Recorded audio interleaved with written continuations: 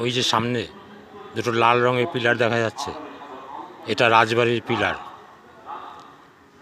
বড় রাজার বাড়ি। এখন পরিবেশটা, রাজা তো নেই, সে নবাবের আমলের রাজা, তার বাড়ি দেখুন। সেই বাড়ির কি অবস্থা, প্রায় ভগ্নদশা। সেই পুরনো রাজবাড়ি, তার চেহারা পরিষ্কার এই যে এখানটায় দেখা যাচ্ছে, বড় রাজার বাড়ি। এটা হলো কাশিমবাজার বড় রাজবাড়ি, তার ভগ্নদশা। এখন সরকার আন্ডারটেকিং আছে। এই বাড়িতে রাজা থাকতেন সেই নবাবের আমলে। নবাব যখন রাজত্ব করতেন, সিরাজদৌল্লা, এনার নাম মনীন্দ্র রাজা। মনীন্দ্র রাজার নাম হিসাবে এখানটায় প্রসিদ্ধ এই পাড়ার নাম মনীন্দ্রনগর। এইটা হলো বড় রাজবাড়ি।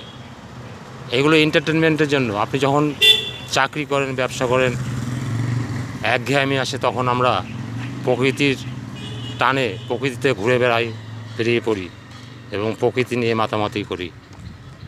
এন্টারটেনমেন্ট হয় এবং আমরা আনন্দ পাই। সেই আনন্দ নিয়ে আমরা আবার গিয়ে কাজে জয়েন করি। এরকম পরিবেশ আপনি মিটিং করতে গিয়ে বহু জায়গায় পাবেন। নেটওয়ার্ক করলেই এরকম পরিবেশ, আপনি বিভিন্ন জায়গায় যাবেন, প্রোগ্রাম করবেন, মিটিং করবেন, তখন এগুলো দেখতে পাবেন, আনন্দ লাগবে, ভালো লাগবে। তাই নেটওয়ার্কটাকে শক্ত করে ধরুন, ভালো লাগবে।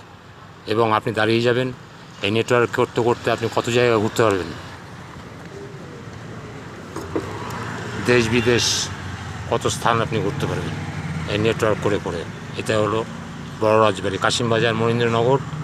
মনীন্দ্র রাজার নাম হিসাবে গোটা অঞ্চলটার নাম মনীন্দ্রনগর কলোনি।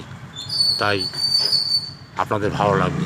দেখুন, এন্টারটেনমেন্টের জন্য শুধু মিটিং করলে হবে না। এই এন্টারটেনমেন্টের দরকার আছে, আনন্দের দরকার আছে। আনন্দ করুন। মিটিং করতে গেলেই আপনি এই সমস্ত জায়গা উপলব্ধি করতে পারবেন এবং দর্শন পাবেন। মিটিংও করবেন, খাওয়া দাওয়া করবেন, বেড়াবেন, সুখে থাকবেন, ইনকামও হবে।